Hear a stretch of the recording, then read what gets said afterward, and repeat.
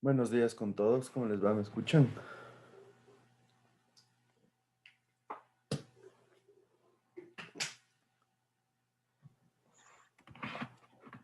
Buenos días, Inge. ¿Se me escucha bien?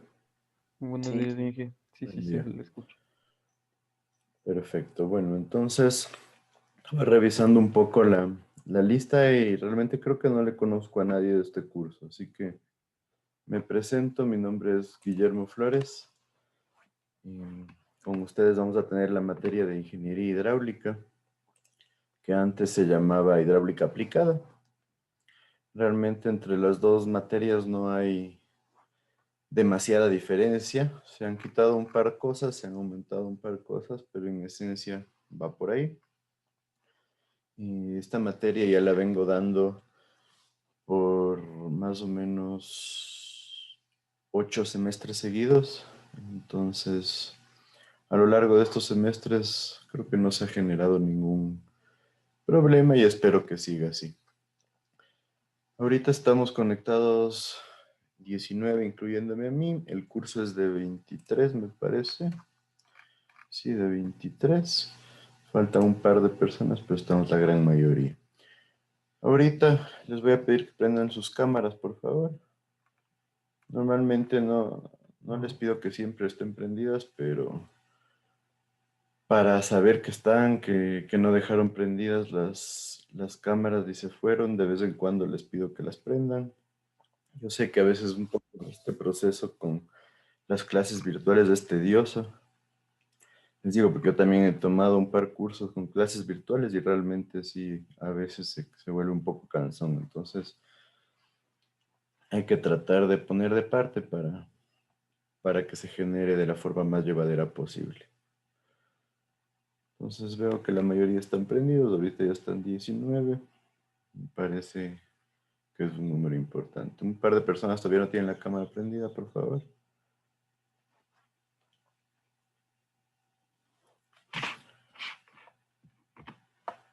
Listo, entonces ustedes ya están en la nueva malla.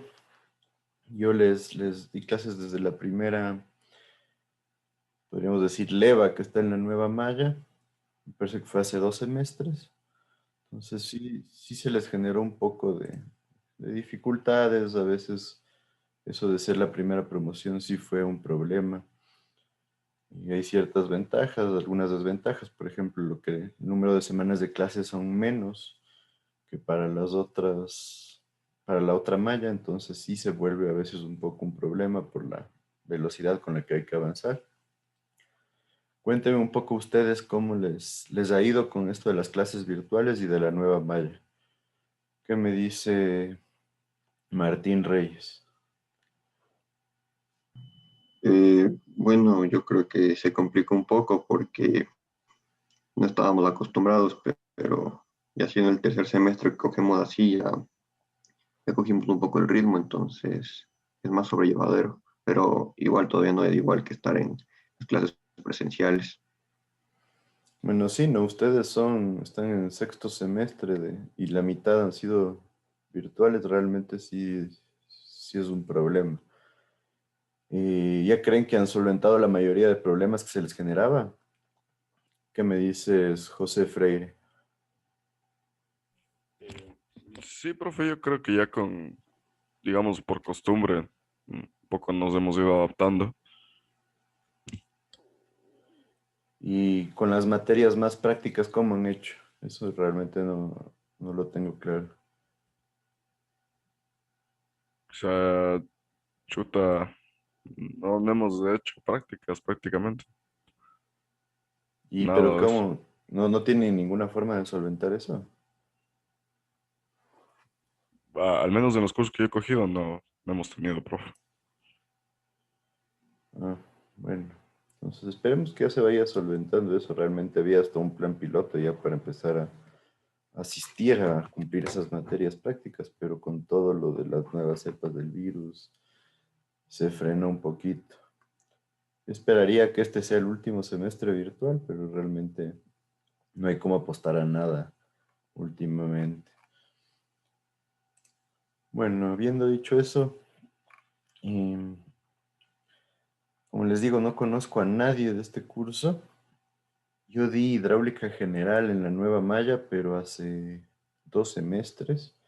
Entonces, no ha habido nadie que repitió ese curso ni nada, pero cuéntenme cómo les fue con hidráulica general. ¿Qué me dice Ariel Latorre? Chuta, Inge, en lo personal fue una materia que a mí sí me generó dificultades ¿Por qué? por la modalidad presencial, virtual, perdón. No, yo siento que no aprendí mucho. No, no, no adquirí mucho conocimiento en lo personal. ¿Qué problemas crees que se dieron o por qué crees que no aprendiste mucho? Por el método de enseñanza, creo yo. O sea, poner diapositivas, ponerse a leer y a educarse de uno mismo, básicamente. Bueno, claro, la modalidad sí influye un montón en eso, ¿no? Lo de autoeducarse sí se está volviendo una tendencia porque realmente la falta de contacto sí nos genera esta limitante. Pero sí me preocupa un poco lo que dices. ¿Qué me dice el resto? ¿Qué me dice Shakira Gaibor? O sea, yo creo que opino lo mismo, profe, pero ya tocará autoeducarnos, o sea, llenar las bases que nos falta, porque tampoco la verdad no aprendí mucho.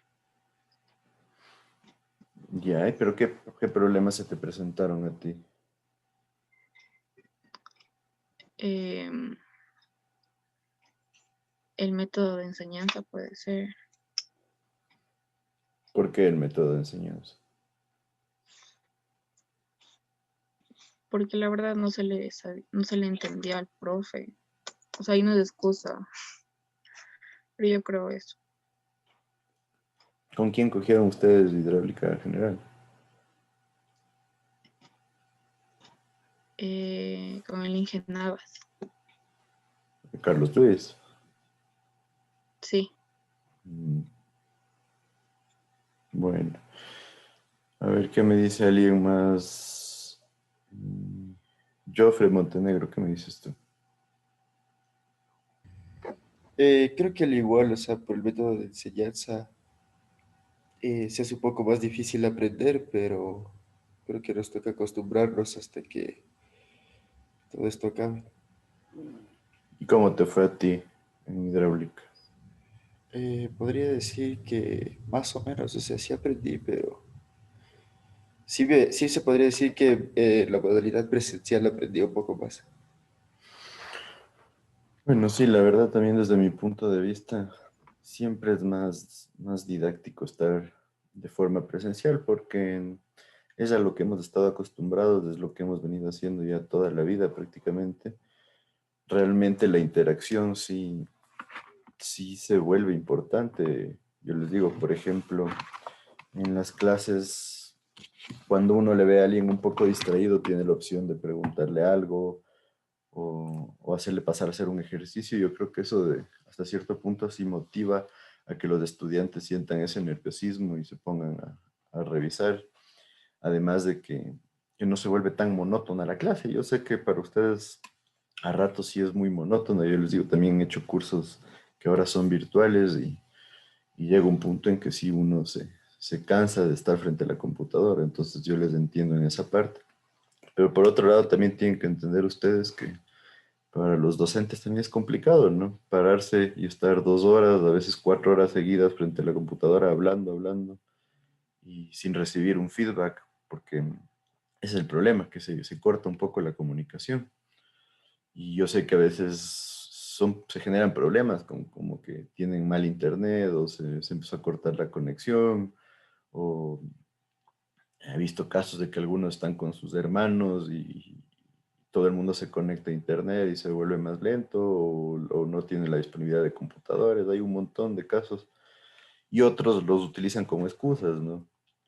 Porque se ha vuelto también bastante común la excusa de sí, el internet no está bueno cuando no quieren responder algo. Entonces sí, se vuelve una situación bastante complicada de lado y lado. Entonces, por eso les digo, realmente espero que podamos desarrollar la clase de la mejor forma posible, porque es complicado de lado y lado. Entonces, yo esperaría poder ir generando una clase en la que hagamos preguntas, en la que se genere un trabajo en el que me den la mayor cantidad de feedback posible. Yo les voy a tratar de mandar trabajos grupales porque veo que eso también es una forma de que ustedes interactúen entre sí. En muchos casos hay gente que un poco se aísla, entonces me parece necesario que hagan trabajos en grupo. Voy a tratar de ponerles talleres en los que ustedes tengan que trabajar, así sea por forma remota, pero de manera grupal. Y los exámenes que tenemos que tomarlos de manera obligatoria. Entonces, realmente espero ahí que si alguien tiene dudas, las comunique. Sí, voy y siempre hago preguntas en el medio de la clase. Y algo que sí hago es que si es que pregunto dos o tres cosas a la misma persona y no me responde nunca, y yo tomo como que no está asistiendo a la clase, así que por favor eso también ténganlo en cuenta. Y a veces sí es un problema cuando alguien no responde una pregunta o tiene la cámara apagada cuando uno les pide que la prendan. Aquí, por ejemplo, ahorita tengo todavía 5 personas con la cámara apagada y son cositas que sí van limitando la comunicación. Entonces, por favor, los que tienen la cámara apagada, que la prendan y, como les digo, hay que tratar de llevar de la mejor forma posible esta materia. Con ustedes vamos a tener clases los lunes, martes y miércoles. Sí, no me gusta tanto de esa forma porque la clase del miércoles es solo 1 hora y esa hora realmente se vuelve casi que improductiva. Pero bueno, vamos a tratar de ver cómo se da. Tal vez, a veces yo prefiero bajarle la clase del martes media hora y la del miércoles subirle unos 20 o 30 minutos para compensar y que vuelva un poco más ágil la clase. Entonces, ¿qué esperan ustedes de esta materia de hidráulica aplicada? ¿Qué me dices, Nicolás Sánchez? Buenos días, Inge. Vale. Tal vez poder llenar los vacíos primero llenar los vacíos que tal vez no logramos, como decir, entender en hidráulica, si es posible, y ver la manera de mejorar nuestro entendimiento, porque para mí hidráulica el anterior semestre sí fue un poco complicado y no logré entender algunas cosas. Así que, o sea, si existiera la posibilidad de tal vez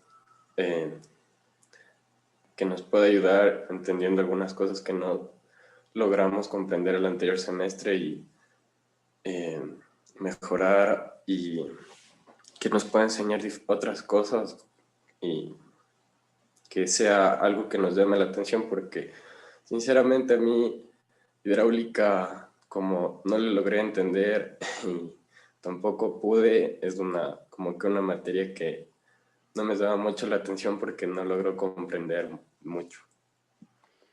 Ya, bueno, yo voy a tratar de ayudarles en todo lo posible. Realmente sí me parece importante eso. Yo esperaría y realmente les motivo a hacer las famosas tutorías. Y yo estoy abierto, a ratos nos toca definir un horario. Yo sé que a veces tienen ustedes también los horarios complicados y yo igual. Entonces, normalmente yo trato de que todos lleguemos a un punto y no necesito que la tutoría sea para todo el curso. Realmente, eso de que las tutorías se vuelvan obligatorias a mí me parece una de las fallas más grandes que ha hecho la universidad, porque pierde el sentido, ¿no? Deja de ser el espacio donde ustedes busquen obtener más información y se convierte en otra clase extra. Entonces yo estoy en contra de eso. Yo prefiero que ustedes realmente busquen las tutorías y en lo que a mi experiencia se ha generado, ustedes tienen que que buscar las tutorías y ha sido mejor que empiecen a buscar tutorías en grupos de 4, de 6 personas. Entonces me dicen, sí, estamos revisando la materia y hay algo que no entendemos o queremos hacer un ejercicio extra. Y muchos se sienten más cómodos con tutorías en grupos pequeños en donde ustedes están en más confianza. Entonces, para mi gusto, es la mejor opción. Si es que no hay tutorías que se desarrollen de manera continua, sí me toca ponerles una tutoría grupal, que, como les digo, el concepto de las tutorías es que no sean obligatorias, sino sean espacios en donde ustedes busquen mejorar. Entonces, por eso les motivo a que los utilicen, pero lo que quiero es que ustedes entiendan el concepto y se vayan a trabajar en ese concepto, porque realmente hay cursos en donde no les interesan las tutorías y eso de ponerles clases extras obligatorias, creo que no va. O sea, ya estamos ahorita en sexto nivel, están más allá de la mitad de la carrera. Entonces, yo creo que ustedes tienen que ir ya generando ese cambio en el que realmente demuestren un interés, porque ahorita ya la mayoría de materias que ustedes toman son profesionalizantes. ¿Qué significa eso? Que son materias que ya les van a servir para la profesión. Entonces, por ejemplo, de hidráulica aplicada, nosotros vamos a revisar lo que es volúmenes de regulación, por ejemplo. Volúmenes de regulación y les va a servir cuando ustedes quieran diseñar una cisterna, ¿sí? O cuando les toque hacer un embalse o una pequeña presa de tierra. Por otro lado, tiempo de vaciado, lo mismo, para cuando hagan cualquier tipo de reservorio, de embalse. De ahí tenemos azudes y vertederos, en donde ustedes, cuando quieran generar una estructura que limite el paso del agua, van a tener que utilizarlos. Tienen lo que es captaciones. Captaciones es uno de los tipos de obras más comunes en la ingeniería hidráulica, en donde ustedes necesitan captar agua. Algo empezaron a ver en hidráulica general, donde ponen ustedes una rejilla, por ejemplo, las que se llaman las captaciones de fondo, en donde ustedes ponen una rejilla en el fondo de un río y empiezan a captar el agua. Es algo que lo van a tener que hacer a veces. Y en este caso vamos a ver captaciones un poco más elaboradas que ya se generan con vertederos, ¿sí? Entonces, todas las estructuras que vamos a ver ya tienen una aplicación sobre el campo profesional. Entonces, por eso espero ver su interés, porque aunque muchos dicen, sí, a mí no me gustan las aguas o no comprendí, lo mismo otros dicen, a mí no me gustan las estructuras, no las comprendo, pero la cosa es que son ya materias profesionales en donde ustedes cuando estén como ingenieros civiles ya trabajando, tarde o temprano las van a necesitar. Así sea para diseñar un canal en una carretera o un alcantarillado bajo una carretera, o así sea para generar el diseño de una cisterna en un edificio, en una casa. Van a necesitar tener esos conceptos, por eso les motiva que ustedes vayan investigando un poco más, revisando y puedan de a poco ya ir tomando estos aprendizajes. Yo les digo porque en muchos casos veo que a veces alumnos que no prestan mucha atención en materias bajas, de cuarto, quinto, sexto nivel, llegan a noveno y empiezan a tener problemas y ese rato se dan cuenta de que parecía que no iban a ser materias útiles y de repente ya empiezan a necesitar toda esa información. Entonces tomen eso como una base para que puedan ustedes también poner su parte y dedicarse a investigar. Eh, ¿Qué esperas tú? ¿Qué me dices, Pamela Hidalgo? Eh, bueno, yo realmente espero en algún punto, como dijeron mis compañeros, llenar los vacíos que tenemos, porque yo en lo personal, yo no aprendí mucho de la materia, entonces yo tengo bastantes vacíos, entonces em, en, a- en algún punto espero que, aunque sea un poco, podamos retomar eh, la materia del anterior semestre para no tener tantos vacíos, porque cuando se avanza con vacíos no aprendes nada. Entonces, ese del miedo, ¿no? Que el no haber aprendido casi nada el anterior semestre afecte en este. Bueno, me preocupa un poco que la mayoría me digan eso. Realmente,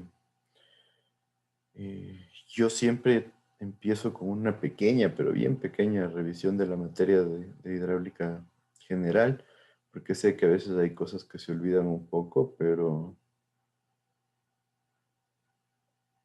trato de que no nos tome demasiado tiempo, porque esta materia de hidráulica, ingeniería hidráulica, que antes era hidráulica aplicada, tiene un pensum un poco largo, ¿no? Son 7 unidades, y de las cuales yo considero todas importantes, inclusive la segunda me genera un problema porque la segunda unidad va enfocada a proyectos hidroeléctricos.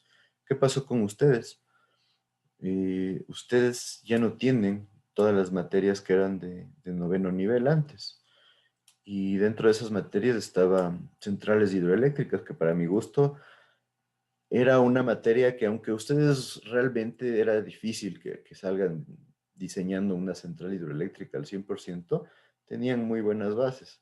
Obviamente porque es demasiada materia lo que es el diseño de centrales hidroeléctricas, pero de cierta forma ustedes cohesionaban todo lo que aprendían en hidrología, en hidráulica general, hidráulica aplicada, ciertas partes de sanitaria, y todo eso lo cohesionaban en una materia en donde inclusive se hacía un trabajo normalmente que duraba todo el semestre, y este trabajo les hacía diseñar en un gran porcentaje lo que era una central hidroeléctrica. Entonces me parece que era una de las materias más útiles desde el punto de vista de aplicación de, de toda la teoría a lo que es ya la profesión. Y ahora eso se frenó. Entonces, un poco a manera de apuro y a manera de no dejar todo lo que es centrales hidroeléctricas a un lado, se generó una pequeña unidad aquí de hidráulica aplicada a las centrales hidroeléctricas, y realmente toca ver todo lo que se ve en un semestre en 2 o 3 clases, entonces obviamente se lo va a tener que ver muy, muy por encima.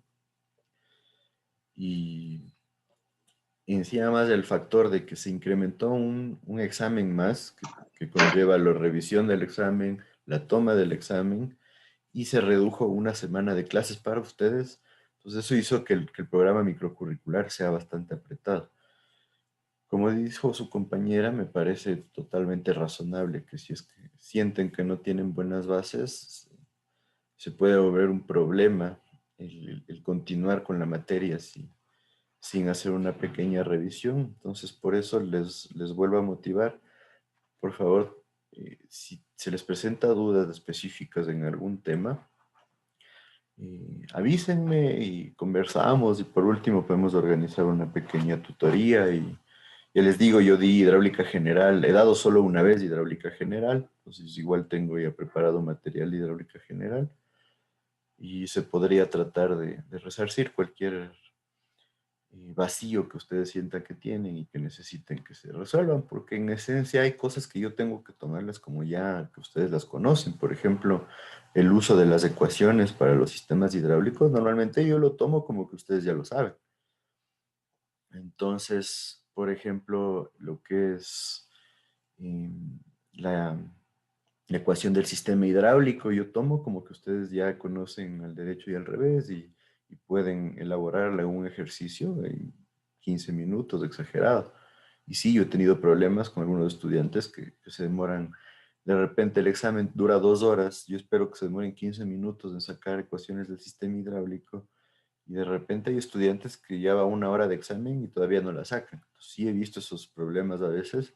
Entonces, por eso yo les trato de motivar siempre a que ustedes pongan su parte para también tratar de resolver cualquier duda que tengan, ¿sí? Entonces, sí me preocupa un poco eso, así por eso espero que también ustedes pongan su parte, porque la otra que me ha pasado es que algunos dicen, sí, no, y no comprendí o se me generaron ciertas dudas y nunca las resolví, pero ahora tampoco las resuelvo y trato de pasar el semestre así. Realmente traten de no hacer eso, porque luego sí va a ser un problema para ustedes. O sea, créanme que hay personas que en el tercer bimestre todavía no tienen claro el manejo de ecuaciones del sistema hidráulico, y no, simplemente no pueden y no pueden y no pueden, y en los exámenes les va pésimo. Y ahora los exámenes tienen un valor altísimo, ¿no? Y con los componentes de nuestras notas van a ser exámenes 10.5 sobre 12.5, y los otros dos en trabajos, que normalmente yo los hago talleres y trabajos. pero en esencia si se jalan en un examen, pierden un montón de posibilidades.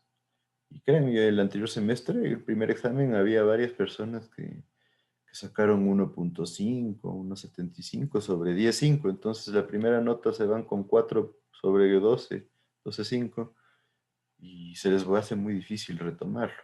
Entonces, por eso, ahí si tienen estos vacíos que me comentan, yo les motivaría a que pongan también su parte. ¿Sí? Inge, disculpe una pregunta. ¿Y el examen va a ser teórico y práctico o solo teórico también? Sí, teórico y práctico. Yo lo divido en dos componentes, en donde normalmente el teórico va a valer el 40 aproximadamente y el práctico el 60. Yo siempre les pongo ahí los valores que representa cada examen, de tal forma que ustedes tengan claro cuánto suma cada uno, ¿no? Y la teoría normalmente va a ser 8 preguntas, ¿sí? De opción múltiple. Así me he venido manejando ya los 3 últimos semestres. Y la práctica, mm, eso estoy en un proceso de definición, pero el último semestre, debido a los requisitos de la universidad, se hizo que la práctica también sea de opción múltiple. No estoy 100% conforme con eso porque en muchos casos genera la posibilidad de que alguien sin saber nada solo le atinó a la respuesta, ¿sí? Y se vuelve un problema. Y en otros casos, si alguien se jala en una cosa muy pequeña y le cambió la respuesta, se va sin nada. Entonces, se nos está pidiendo que tratemos de que los exámenes sean los prácticos también en opción múltiple. Yo no lo hacía eso, pero en el último semestre nos pidieron eso. Eh, Ahorita en la materia de ingeniería hidráulica hay 3 profesores, entonces eso también complica un montón el llegar a un punto medio en cuanto a los exámenes.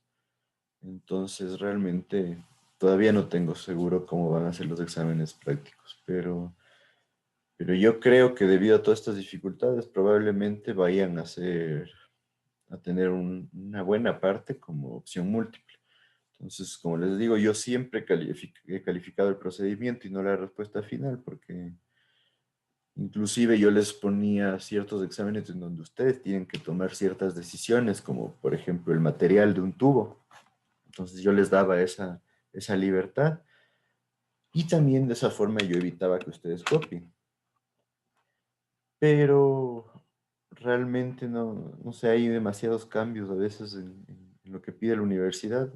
Para mi gusto, muchas veces esos cambios son infructuosos porque generan más complicaciones que ayudas. Y por eso no puedo asegurarles todavía cómo van a ser los exámenes prácticos, pero lo más probable es que ya tengan una parte de opción múltiple importante, especialmente porque ya van, ya a veces parece cuento chino, pero ya van como 5 o 6 semestres que nos dicen, este semestre es el que vamos a tener los exámenes de acreditación para la facultad.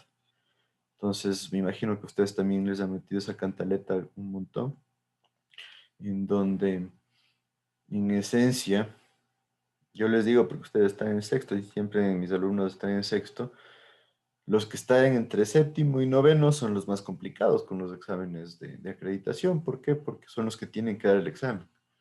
Entonces, yo les digo, honestamente, este semestre yo creo que no va ni fregando el examen de acreditación, pero capaz que el siguiente sí. Y el siguiente ya estarían ustedes dando el examen de acreditación. Entonces, el examen de acreditación, no sé si ustedes ya hicieron alguna prueba acerca de ese examen. Normalmente se supone que deberían haberlo hecho porque están entre el grupo de estudiantes que podría tener que tomarlo, pero hay preguntas un poco complejas, subjetivas, de diferentes temas.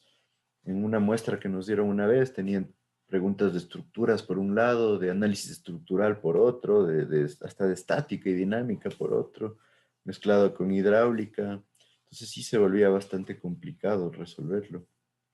Entonces, en función de lo que podría pasar, se nos dice que tratemos de tomarles opción múltiple. Y lo mismo para el examen complexivo, que se busca que se vuelva ya un método más utilizado. ¿Alguno de ustedes sabe qué es el examen complexivo?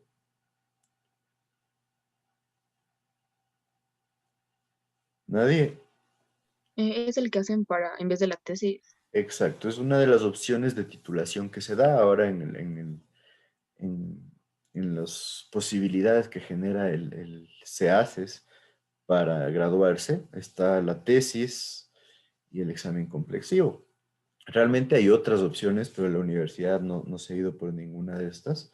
Y el examen complexivo es un examen que se toma, no un examen, más bien dicho, son como, me parece que son 3 o 5 exámenes que ustedes deben tomar para graduarse sin hacer la tesis, en donde de estos 3 o 5 exámenes, creo que son 5, la verdad, se sortean materias. Yo he tomado solamente 2 o 3 exámenes complexivos, la verdad, han sido muy poquitos. Y realmente muchos estudiantes lo ven como una buena opción por el hecho de que ustedes aceptan que van a tomar el examen complexivo y me parece que tienen 3 o 4 semanas para estudiar y dan los exámenes. Yo he tomado exámenes complexivos con la materia de hidráulica aplicada, que ahora es ingeniería hidráulica, y realmente el problema que muchos le ven o el miedo que muchos tienen es que las notas no van a ser como las de la tesis.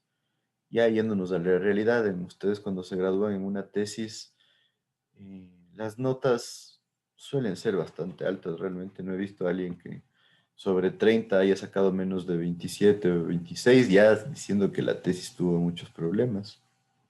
Y en la defensa sobre 20, igual en todas las tesis que yo he dirigido y he corregido, realmente el promedio es de 19, de 18.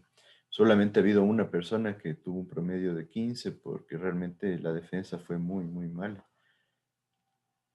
Pero en los exámenes comprensivos los promedios eran de 65%, de 68, 70%. Entonces muchos lo toman como un problema, que realmente eso sí les baja la nota con la que se gradúan. Entonces yo creo que ese ha sido el limitante principal para que despegue el examen complexivo, porque realmente si ustedes se pueden gradar con 9.5 sobre 10 en la tesis versus 7 sobre 10 en el examen complexivo, realmente sí les baja un montón la nota. Entonces, son cositas a tener en cuenta, pero hay un plan para motivar lo que son exámenes complexivos. Inclusive nos van pidiendo ya varios semestres que les entreguemos preguntas, tanto prácticas como teóricas, para el examen complexivo y de esta forma ya se genera una base de datos para que no nos pidan, porque ahora el proceso es que alguien va a tomar examen complexivo, se le sortean las materias y nos piden a los profesores que preparemos un examen. Entonces es súper relativo porque eh, la primera vez que me pidieron un examen complexivo, yo hice un examen de más o menos 2 horas y media o 3 horas. ¿Por qué? Porque es un examen de toda la materia, ¿no? Entonces no puede ser un examen de media hora. Entonces no había un parámetro para decirnos ni siquiera cuántas preguntas debería tener el examen. Entonces era súper desorganizado y ahora están tratando de cambiar eso. Así que ténganlo en cuenta, no se me haría raro que busquen generar planes piloto en donde ustedes se gradúen más rápido con exámenes complexivos. Así que tengan eso en cuenta. Habiendo dicho todo esto, ¿alguien tiene alguna duda, alguna recomendación, alguna observación?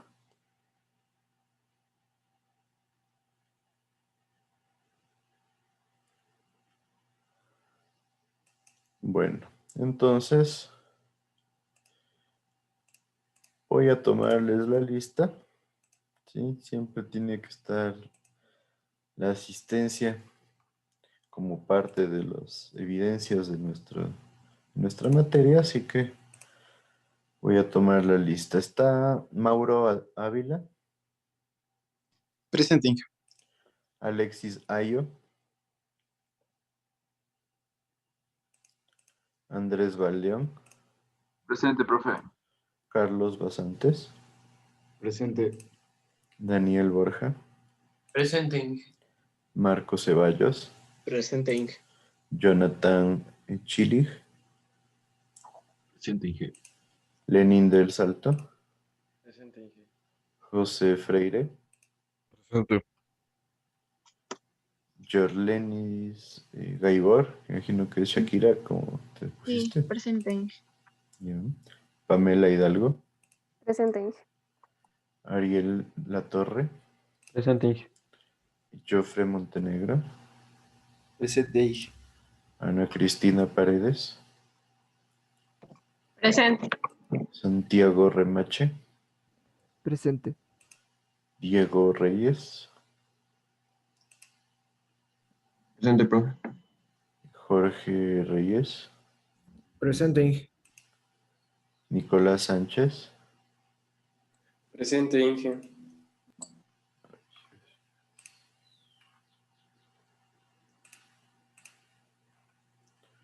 Miguel Sosa, Presente, Inge. Diego Taimal, Presente, profe. José Tinoco, Presente, Inge. Dani Valdés, Presente, Inge. Eric Llanes. Presente, Inge. Perfecto, entonces solo me falta una persona, bastante bien, que tengamos una buena asistencia. Entonces, vamos a ver un par de cosas de la materia. Ahorita sí pueden ver mi pantalla. Sí. Listo, entonces, ya dentro de la materia, nosotros vamos a tener 7 unidades. La materia de hidráulica aplicada tenía solo 5 unidades. Nuestra primera unidad trata acerca de bombas y un sistema hidráulico de bombeo. Es una unidad importante porque van a tener las bases para ya el diseño de sistemas de bombeo, ¿sí? Esta unidad se complementa ya cuando ustedes estén en octavo nivel con la unidad de, más bien dicho, con la materia de sanitaria 3. Ahí también hay una unidad de sistemas de bombeo en donde tienen un poco más de profundidad. Les decía, me parece que el programa microcurricular de esta materia es muy amplio y eso sí se vuelve una limitación porque no hay cómo darle demasiado tiempo a ninguna de todas las unidades.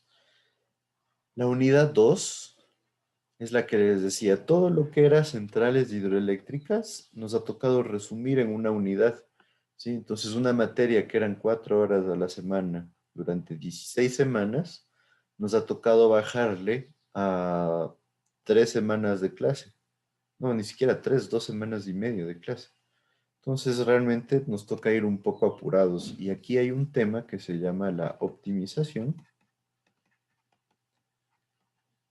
que en mi gusto o para mi gusto es el principal tema que se aprende en centrales hidroeléctricas, en donde ustedes lo que hacían era aprender a optimizar el diámetro de una tubería en función del costo, ¿sí? O también la pendiente de un canal en función del costo para que el proyecto se vuelva óptimo en función al costo del principal factor que es el conducto, ya sea un tubo cerrado o sea un canal. Entonces realmente tenemos creo que clase y media o 2 clases para ver este tema y eso sí me preocupa un poco porque el anterior semestre me quedó demasiado corto. Yo les mandé un trabajo, les mandé a revisar, pero no es lo mismo. Entonces, como les digo ahorita, es un tema que era en centrales hidroeléctricas, este tema se tomaba más o menos, solo este tema, un mes de clases prácticamente. ¿Sí? 3 semanas y media. Entonces, bajarle a 2 clases se vuelve realmente un problema. Nuestra unidad 3 es la unidad que más tiempo nos va a tomar en esta materia y son presas. Dentro de presas vamos a ver los volúmenes de regulación que nos sirven para determinar el volumen de una presa. El tiempo de vaciado, como su nombre lo explica, ver cuánto tiempo se demora en generar un vaciado. Vamos a ver los azudes vertederos como presas. Vamos a ver estabilidad de presas. Estabilidad de presas es un tema que no puedo ir demasiado más allá porque tiene muchos componentes de análisis estructural. Entonces, yo lo tomo como una parte teórica más que cualquier cosa porque la parte ya analítica desde el punto de vista estructural, ustedes la ven en cimentaciones para este tipo de estructuras. En cimentaciones ustedes ven cómo se comportan los muros, ¿sí? El empuje que se genera, el volcamiento, el deslizamiento. Y un poco entonces lo que hacemos es ver un preámbulo a eso. En la unidad 4, nosotros nos enfocamos en estructuras especiales. En esencia, aquí nosotros hemos incluido todos los temas que están un poco fuera de los rangos normales. Entonces aquí vamos a ver qué es un puente canal, que es una estructura pequeña, que es un vertedero circular que no se lo ve en hidráulica general. Debería ser parte de hidráulica general, pero como había ese vacío, se lo coloco acá. Y por otro lado, tenemos aquí un par de temas pequeños. Antes se trabajaba algo de flujo libre. Ahora ya no se lo incluye porque eso va como parte de hidráulica general. Yo les digo, ustedes deberían saberlo, pero en función de lo que me acaban de decir, realmente tal vez ahí tengan un pequeño vacío. Entonces son varios temas un poco variados que van dentro de esta unidad. Yo diría que el tema principal es lo que son los sifones invertidos, que son estructuras bastante comunes dentro de la hidráulica que nos sirven para transportar agua cuando nosotros tenemos depresiones, como por ejemplo una quebrada. Entonces, yo diría ese es el tema más importante. En la unidad 5 hablamos de obras de disipación y protección. ¿A qué se les viene a la mente o qué les suena lo que tengo aquí? Disipación. ¿Qué me dices, Emilio Tinoco? No sé, podría ser como liberación de acceso de algún fluido. ¿De acceso cómo? Exceso, digo. ¿De exceso de un fluido? ¿En Ajá. qué? ¿En volumen? Podría ser. No tanto por ahí. Sí, podría sonar, pero no va mucho por ahí. ¿Qué podríamos disipar? Hablando que disipar vendría a ser como que disminuir, ¿no es cierto? Podríamos disipar la energía que genera un fluido sobre alguna Exacto. estructura. La energía que genera un fluido sobre una estructura. ¿Y cuál sería el componente principal de la energía que nosotros podríamos disipar?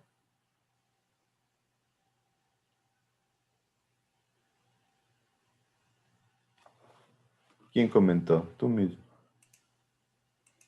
Es que no le entendí bien la pregunta, como el componente principal. Porque la energía en la hidráulica tiene varios componentes, ¿no es cierto? ¿Cuáles son los componentes de la energía? Eh, Podría ser, o sea, Cuando la, ustedes, cuando ustedes hacen una ecuación de Bernoulli, ¿no es cierto? Que eso sí la tienen claro. sí, Ya, eso, cuando hacen la ecuación de Bernoulli tienen los componentes de energía dentro de un sistema hidráulico, ¿no es cierto? Por eso ujú, ustedes hablan de Bernoulli, tienen la energía total en el punto 1 va a ser igual a la energía total en punto 2, ¿no es cierto? Eso sí lo tienen todos claro. sí, sí, Entonces, dentro de la energía total, ¿ustedes qué componentes tienen?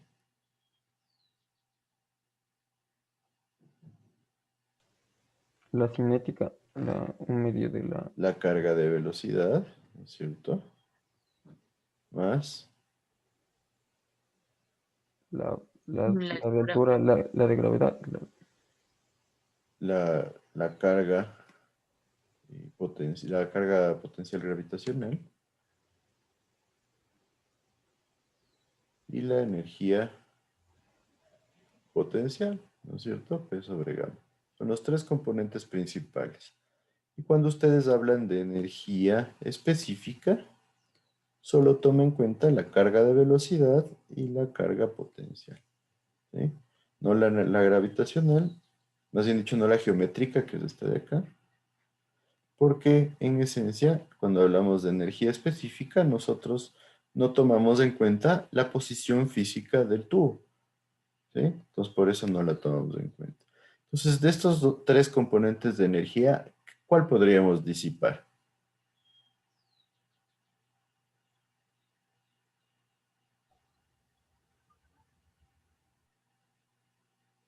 El de presión.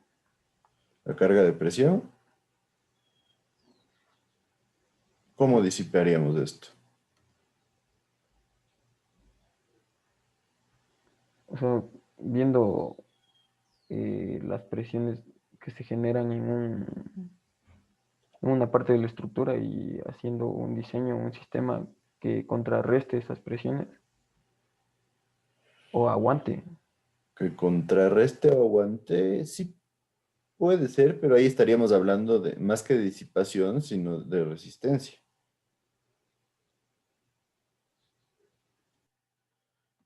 Entonces no va tanto por ahí. Y aquí vale la pena hacer un paréntesis.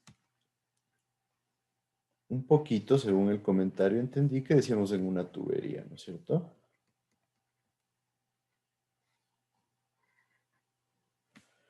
¿Cómo disipamos la energía en una tubería?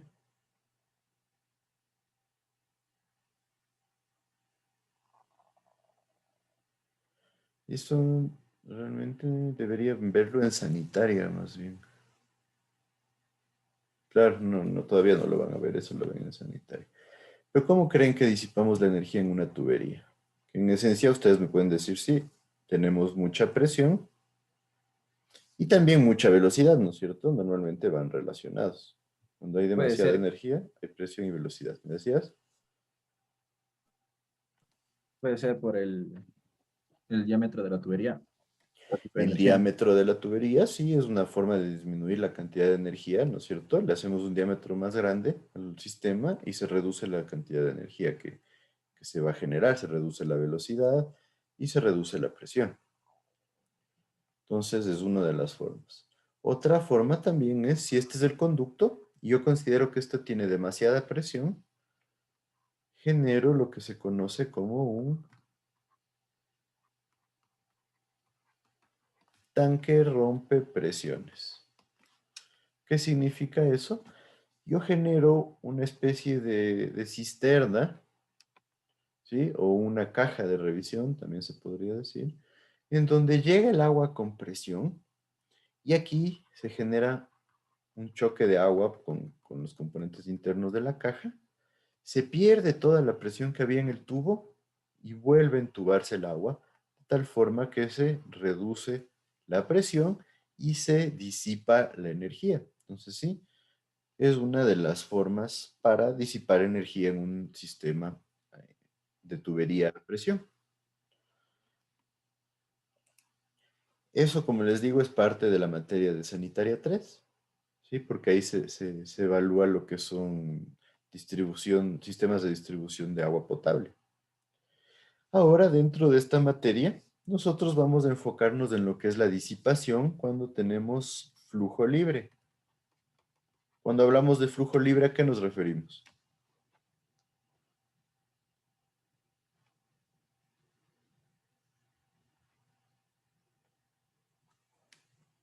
O sea, que se encuentra bajo efectos de presión atmosférica. Exacto, cuando estamos en contacto o bajo efectos solamente de presión atmosférica, en esencia cuando hablamos de canales. Entonces ya vimos qué pasa cuando tenemos tubos de presión. Ahora, cuando tenemos canales, ¿qué tipo de energía podríamos disipar? Teniendo en cuenta que ¿a qué corresponde la carga de presión en canales?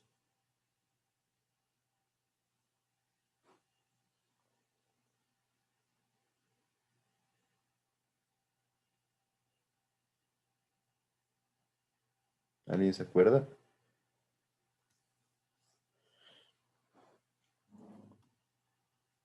Si yo tengo este canal y este es el nivel de agua, la velocidad me da mi carga de velocidad. El punto en donde estemos considerando me da mi carga geométrica.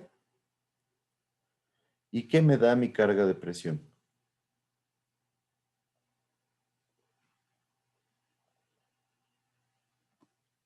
Sería la ¿Alguien presión recuerda? atmosférica.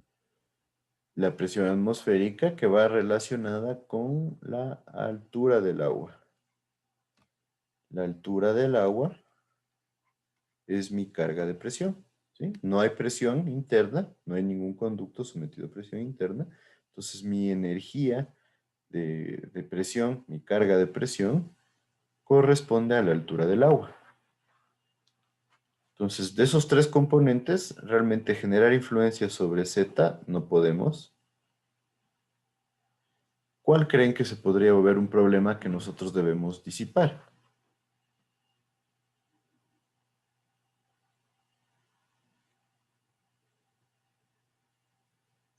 ¿Qué me dice?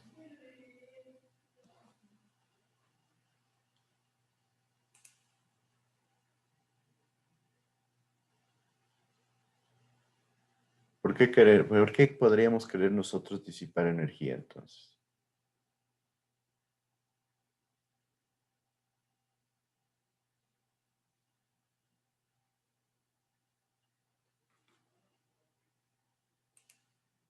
¿Qué crees, Jorge Reyes?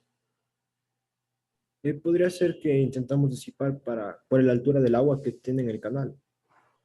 La altura del agua, ¿por qué nos podría generar un problema la altura del agua? O sea, diría intentar disipar mediante la altura del agua, porque la energía de los canales es mediante la altura del agua. ¿La qué? No te escuché bien. O sea, intentar disipar energía de la altura del agua en los canales, diría.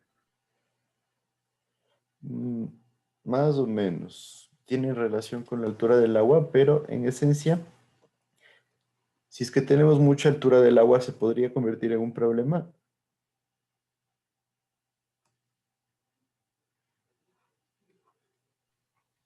Creo que sí, ¿Por qué? porque habría más presión en el canal. Presión sobre el fondo, pero realmente no va a ser una presión demasiado fuerte, ¿no? Normalmente eso ya va por el lado estructural, así que le dejamos nosotros un poquito aparte. Pero cuando nosotros diseñamos el canal, sabemos que vamos a tener esa altura, ¿sí o no? Realmente sí. ¿De dónde nace esta altura? Pues de las ecuaciones del sistema hidráulico, ¿no es cierto? Como son la ecuación de Manning, la ecuación de Chassis, la ecuación de Darcy-Weisbach, la ecuación de Hassen-Williams, etc. Pero nosotros ya conocemos ese dato. ¿Cuál es la situación que realmente puede ser peligrosa para nosotros? La velocidad. ¿Por qué podría ser peligrosa la velocidad? ¿Qué me dicen ustedes?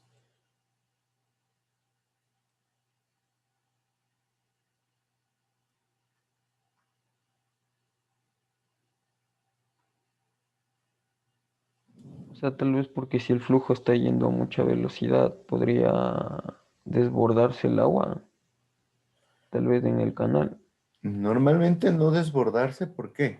¿Qué pasa cuando se incrementa la velocidad en un canal? Eh, Disminuye la sección transversal.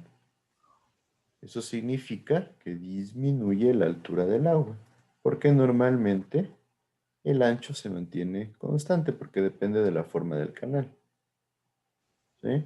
O las variaciones son mínimas. Entonces, si se incrementa la velocidad, lo más común es que disminuya la altura del agua. Y si disminuye la altura del agua, el riesgo de que se produzca un desbordamiento también disminuye.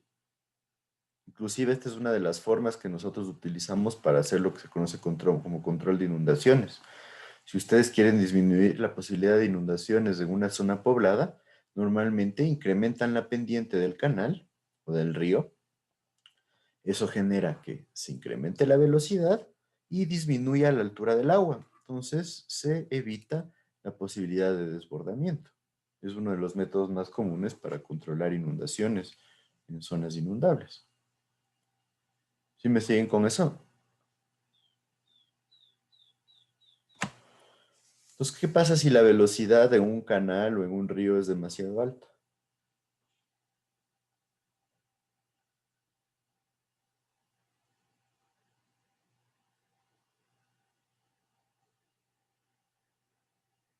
¿Qué me dice?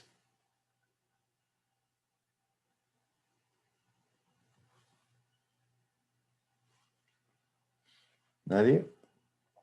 ¿Qué crees, Nicolás Sánchez?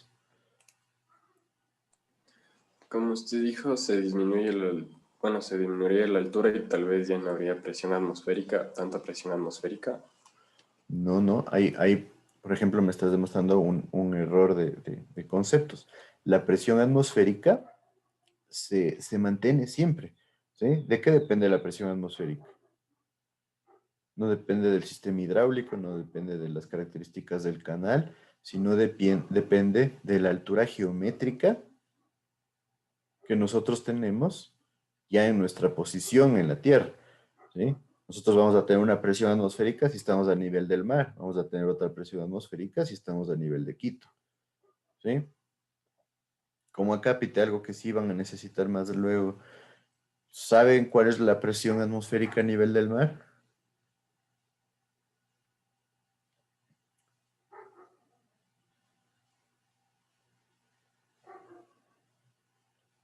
Normalmente me dicen una atmósfera, que sí, pero ¿a qué equivale una atmósfera?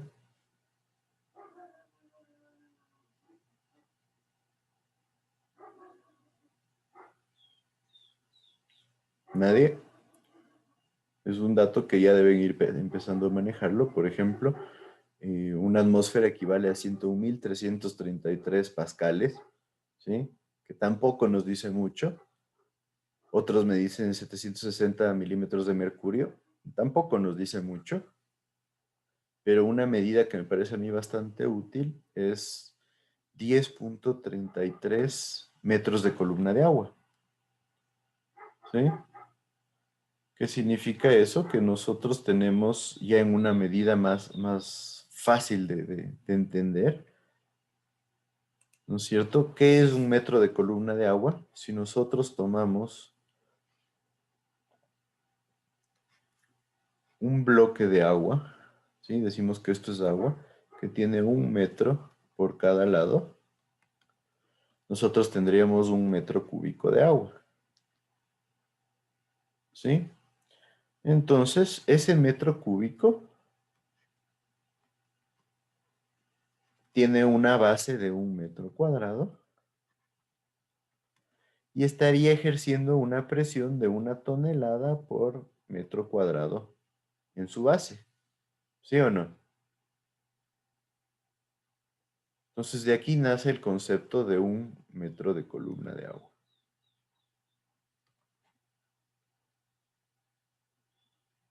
¿Sí? Entonces, por eso es mucho más útil. Y cuando nosotros usamos Bernoulli, todos los resultados que tenemos vienen en metros de columna de agua. ¿Sí me siguen con esto?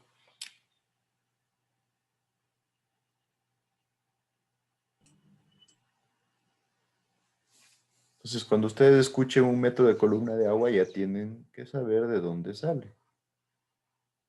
Y en esta materia lo vamos a utilizar bastante, ¿sí?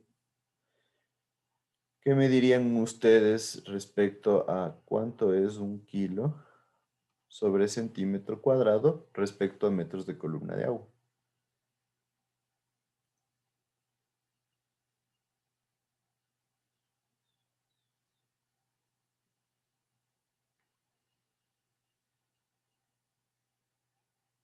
¿Qué me dice? Es igual a 1 metro sobre columna de agua. ¿A 1 metro de columna de agua? ¿Qué me dicen ustedes? A 10 metros sobre columna de agua. 10. ¿Qué me dice alguien más? ¿Sí o no?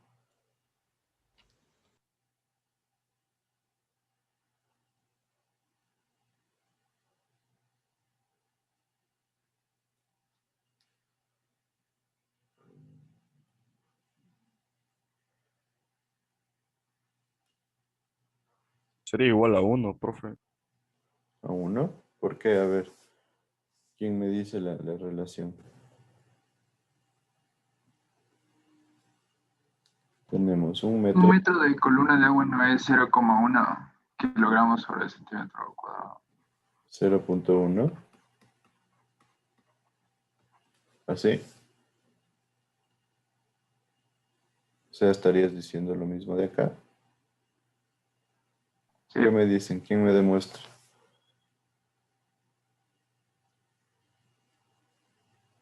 ¿Mm?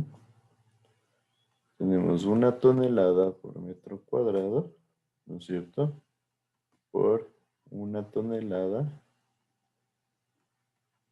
por 1000 kilos por 1 metro cuadrado sobre 100 al cuadrado, centímetros cuadrados, ¿no es cierto? Entonces quitamos de aquí 3. Tenemos que 1 metro de columna de agua es igual a 1/10 kilos por centímetro cuadrado, ¿no es cierto? Tal cual como nos ponía su compañero. ¿Sí está claro ahí? ¿Sí? Tengan en cuenta, esta transformación es importante porque sí van a tener que utilizarla en esta materia. ¿Está claro para todos?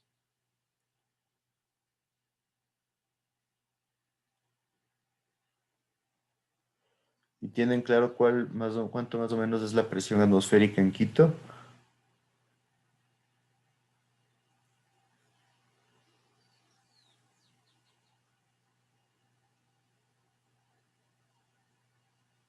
¿Nadie?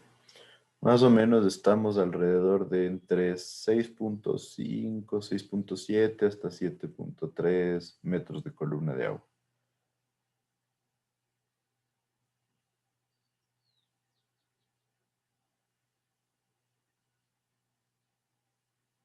Entonces estas unidades son útiles porque ustedes sí las van a utilizar bastante seguido. Yo no soy tan partidario de hablar de milímetros de mercurio, que realmente se vuelven unidades que después no van a generar mayor influencia.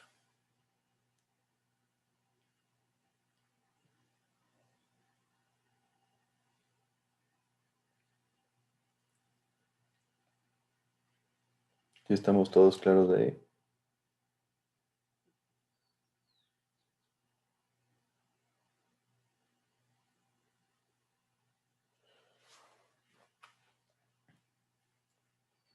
Listo, entonces nuestra unidad 6 sería la siguiente.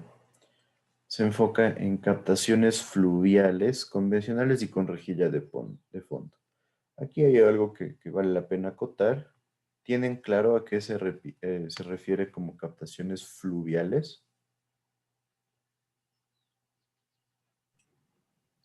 De las lluvias. Y eso es justo lo que quería acotar, perfecto. No son lluvias, son ríos. ¿Sí? Y vale la pena siempre hacer esta pregunta porque yo sé que es súper fácil confundirse entre estos dos conceptos. Cuando hablamos de lluvia, nosotros hablamos de pluviales. ¿Sí? Entonces, por eso vale la pena. Desde que una vez tuve una situación en la que un estudiante le mandé a hacer un trabajo acerca de captaciones fluviales y él me hizo un trabajo acerca de captaciones pluviales, me di cuenta de que sí, es algo que da lugar a muchísimas dudas. Entonces, por eso vale la pena hacer este acápite. Entonces, en esencia, nosotros hablamos de captaciones en ríos, ¿sí? No se me confundirán con eso. En esencia, estos dos son los tipos más comunes de captaciones en ríos cuando hablamos ya de captaciones medianas, ¿sí?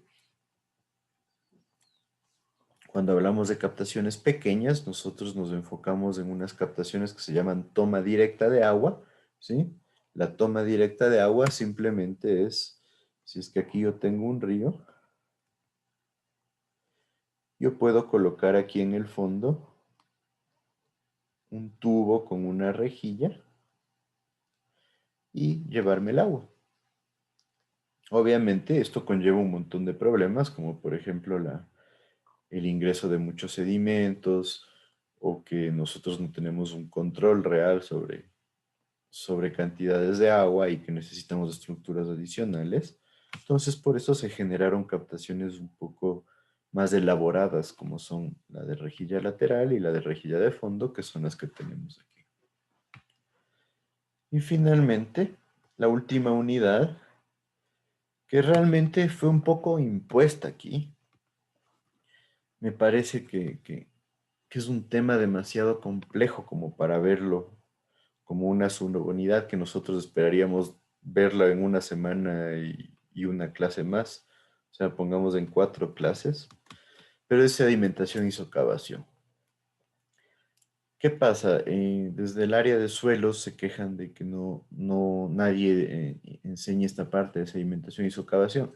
Desde mi punto de vista debería ser un tema de suelos, ¿sí? Totalmente, porque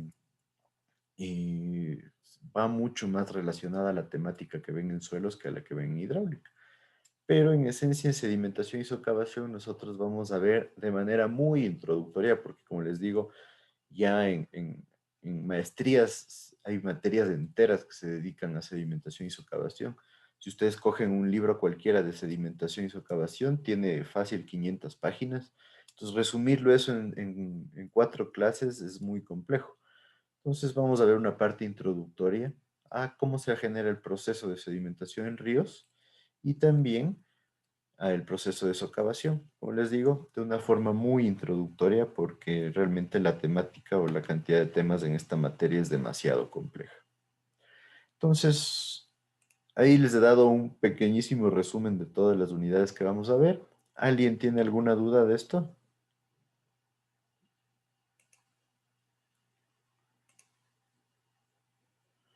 Si no tienen dudas, podemos tomarnos unos 5 que 7 minutos para que no se vuelva tan monótona la clase, ¿sí? Entonces, tomémonos un break.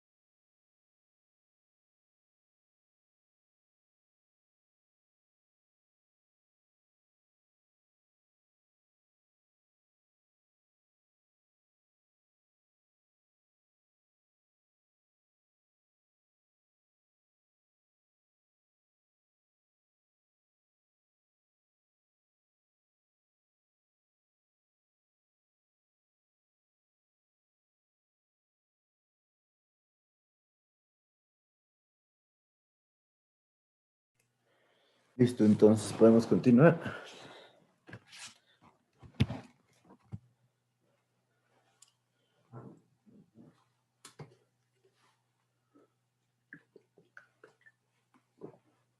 ¿Me siguen? Por favor, prendemos las cámaras de nuevo.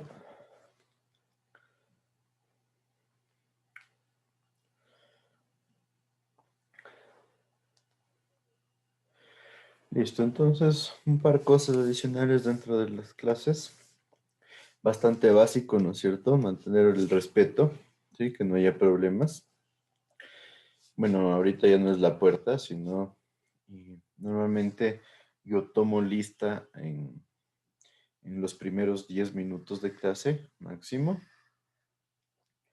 Si es que alguien llega tarde, debido a las normas de flexibilización y todo lo que se ha generado por esta pandemia, eh, suelo volver a tomar lista al final. Entonces, si alguien entró tarde y no se queda hasta el final, realmente no va a estar en lista. Y bueno, ahorita se puede ingresar a lo largo de la clase, es un pedido que nos han hecho debido a los problemas con conexiones, etcétera, etcétera. Y lo que son celulares, por favor, yo sé que es difícil de controlar, pero tratar de evitar para que se pueda generar un buen desarrollo de la clase. Normalmente yo no les obligo a tener siempre las cámaras prendidas, pero a veces sí lo hago para poder verificar que hay atención en la clase, por ejemplo, ¿sí? La copia en trabajos y exámenes está prohibido, por favor. En cuanto a lo que es copia cuando están dando exámenes en línea, yo sé que es bastante fácil que ustedes hagan grupos de WhatsApp y hacen llamadas en conjunto, etcétera, etcétera. Tengan en cuenta que eso es arma de doble filo porque puede generarles un montón de problemas.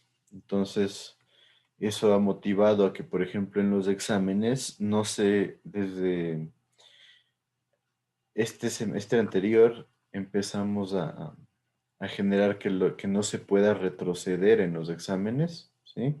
Entonces ustedes tienen que responder una pregunta y continuar con la siguiente, porque ha habido bastantes problemas en lo que es intentos de copia y situaciones por el estilo, entonces tengan eso en cuenta. Y en trabajos, tienen que citar y referenciar todo en los trabajos, por favor. A veces sí soy un poco molestoso en esto. ¿Por qué? Porque las citas y referencias, para mi gusto, es una de las falencias más grandes que nosotros tenemos en la universidad. Y nosotros estamos tratando de hacer una campaña para que ustedes mejoren lo que es su proceder en cuanto a citas y referencias. ¿Por qué? Porque no, simplemente a veces no saben cómo citar, a veces citan mal, las referencias en muchos casos son muy, muy malas. Por ejemplo, una vez yo tenía un trabajo que tenía una referencia que era el blog de tu casa, que blogdetucasa.com o alguna cosa así. No puede ser una cita para un trabajo de ingeniería, por ejemplo, ¿sí? Por otro lado, normalmente no se permite utilizar Wikipedia como parte de una referencia. ¿Tienen claro ustedes por qué no se permite utilizar Wikipedia como una referencia?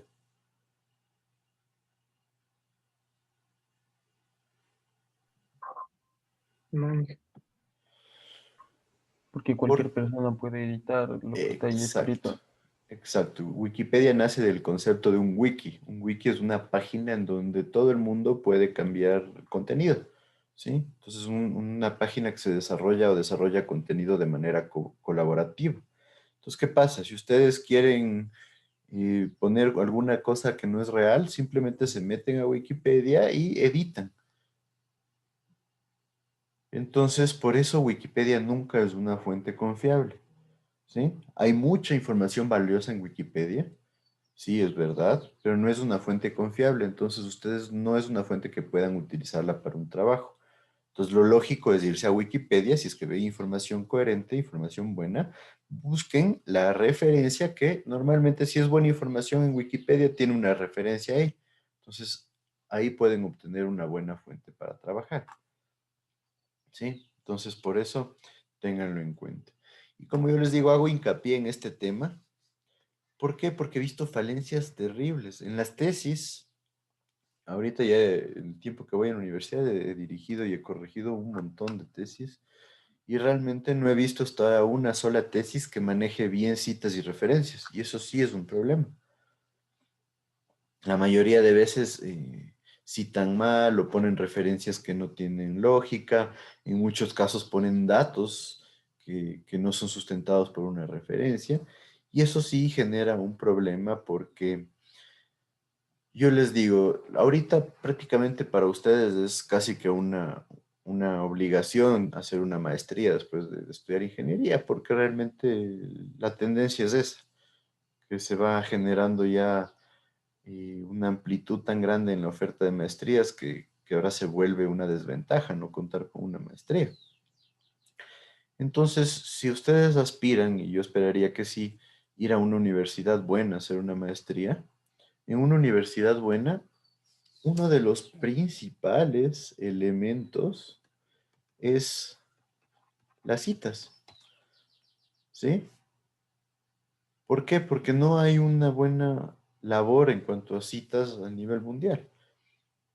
Y porque la tendencia es que que se genere esta tendencia a investigar.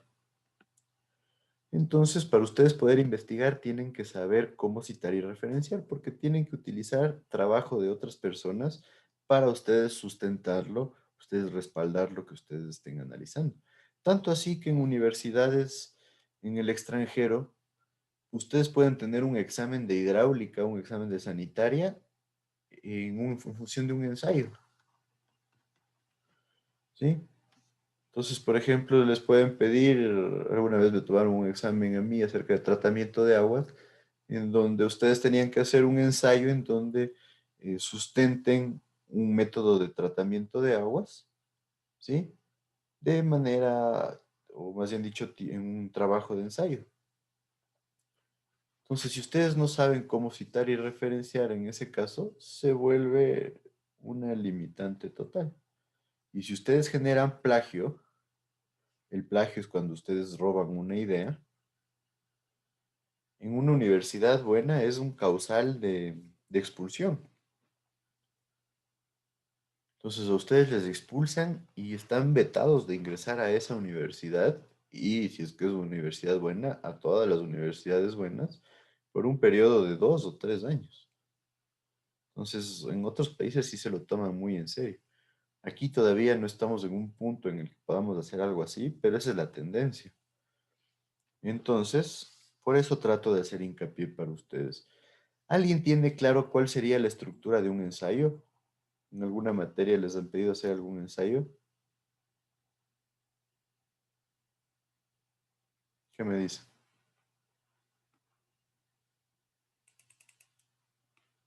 Martín Reyes, ¿tú sabes cómo se hace un ensayo? ¿Tienes idea de cómo es la estructura de un ensayo?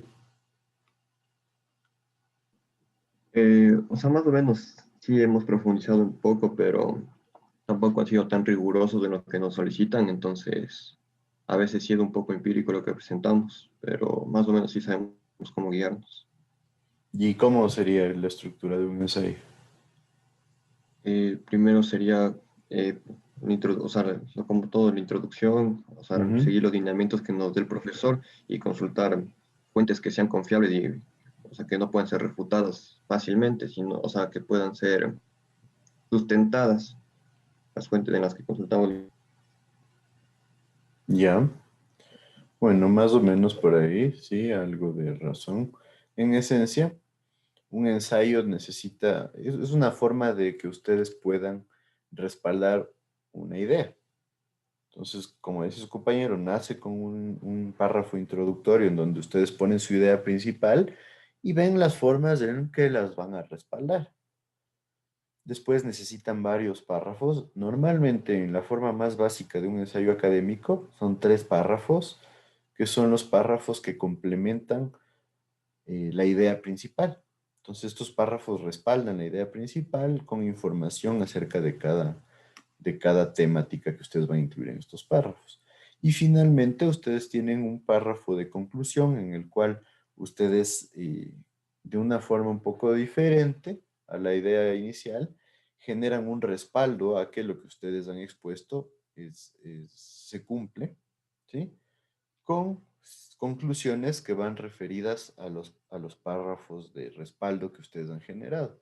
Entonces, en esencia, esa es la forma más básica que tienen para un ensayo. A veces, dependiendo de cómo se va desarrollando, yo uno de los trabajos que les mando es hacer ensayo de algún tema en específico. Como les digo, buscando que ustedes un poco se involucren ya en lo que es la generación de ensayos académicos, porque realmente he visto que es una falencia bastante importante. Y lo mismo, no califico lo que es ortografía, pero ha habido casos críticos que me han obligado a bajarles la nota por ortografía. Entonces, a veces, alguna vez alguien me decía que no, que cómo les voy a calificar ortografía. Tengan en cuenta que ustedes ya están en sexto nivel, entonces si ya están prácticamente a 3 semestres, vamos, de máximo 2 años de graduarse. Así que imagínense ustedes ya como profesionales presentar informes con faltas de ortografía, es terrible. Y a mí me ha pasado un montón en las tesis. Hubo una tesis que ya se volvió tan impactante la cosa que le conté y eran como 500 faltas de ortografía en una tesis. Y lo mismo, hasta ahora no he recibido una tesis sin faltas de ortografía, y eso que la hacen en Word, y ahora el corrector de Word es súper detallado. Entonces, imagínense cómo serían informes escritos a mano. Entonces, por eso yo sí hago hincapié en que tienen que mejorar la ortografía. Realmente hay casos muy críticos. En un trabajo, una vez de 4 páginas, un grupo de estudiantes tenía como 400 faltas de ortografía. Entonces, realmente traten de ponerse en el plan de que la ortografía es una carta de presentación. O sea, si ustedes presentan trabajos con una ortografía de muy, muy baja calidad, da mucho que pensar, ¿sí? Y les digo, imagínense que venga un ingeniero y les haga un plano estructural y les ponga estructuras con X. Ustedes se le van a reír y van a decir qué clase de ingeniero o de dónde salió este ingeniero. Créanme que yo he visto un montón de horrores de ortografía que generan, ¿no? En tesis de hidráulica me han mandado hidráulica sin H, por ejemplo. Entonces, traten de tomar en cuenta que eso va más por su beneficio, porque ustedes ya están muy cerca de graduarse. Ahora, este calendario de clases es tentativo, ¿sí? En donde nosotros de manera tentativa vamos a exponer los exámenes. El primer examen el día martes 16 de marzo, ¿sí? Las notas se pasan hasta el viernes 26, me parece. Entonces me parece que sería la mejor opción que el primer examen sea el martes 16 de marzo. Hay que ver, realmente hay muchos cambios, a veces un poco sin mucho fondo, pero que se dan en la facultad y en la universidad en general. Hay semestres que nos piden que todos los exámenes sean en conjunto entre todas las materias. Hay otros semestres en donde cada quien toma cuando guste. Hay otros que nos dicen que el examen final sea en conjunto. Ahorita, como les digo, hay 3 profesores de hidráulica, de ingeniería hidráulica, y hay que ver qué nos dicen. Pero en esencia, la fecha tentativa para el primer examen, el martes 16 de marzo. El segundo examen, el lunes 19 de abril. El tercer examen, el lunes 17 de mayo. Y el examen final, yo esperaría que sea el lunes 7 de junio. ¿Sí? Entonces anoten esas fechas, como les digo, son tentativas. Yo creería que el examen final vamos a tratar de mantenerlo el lunes 7 de junio para tener tiempo de calificar el examen sin problema. Y los otros, normalmente el anterior semestre, cada quien tomó sus exámenes parciales cuando quería, entonces yo creo que se van a mantener. Y yo trataría de que sea el lunes 7 de junio el examen final. ¿Sí está claro eso? Yo espero hasta la siguiente semana máximo darles ya los trabajos que voy a mandar. A veces se me ocurre alguna cosa diferente y trato de variarles. Así que por lo menos el primer trabajo ya les voy a dar estos días mismo. ¿Alguien hasta ahí alguna duda? Bueno, como les dije, los exámenes van a valer 10.5 puntos en todas las notas. Y los talleres y trabajos, perdón, aquí va, es 2. No se me ha cambiado aquí. Y lo mismo, esto se va a mantener para todas las 4 notas. Sí, el anterior semestre nos cambiaron otra vez la forma de notas y aquí me he olvidado de cambiar esta diapositiva, pero siempre nos mantenemos con 10.5 y 2 de talleres, deberes y trabajos, en donde normalmente les mando un trabajo y un taller por cada bimestre.